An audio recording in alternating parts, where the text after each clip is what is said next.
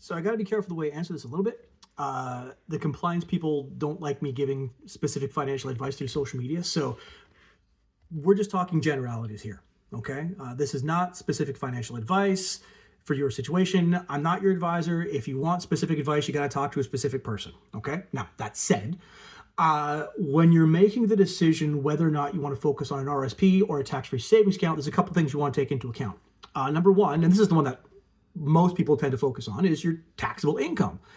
Not just what it is now in your working years, but also what is it going to be when you retire. Now, there's some guesswork involved, obviously, right? But everything else being equal, typically speaking, somebody that does not have a pension will have a lower taxable income than somebody who does have a pension. Again, everything else being equal, right? So if your taxable income now is, let's say, a bracket or two above what is going to be in retirement, an RSP starts to make sense, okay? The other thing you want to take into account is, do you need access to the money?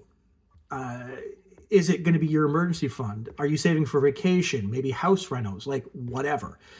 If you need access to the money before retirement, TFSA might be a better option.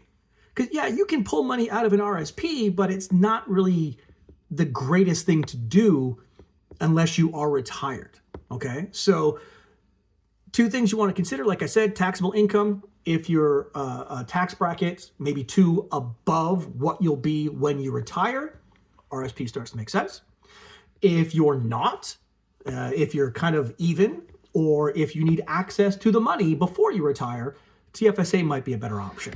So I know I didn't really answer the question specifically. Like I said, that's kind of the best I can do without getting in trouble.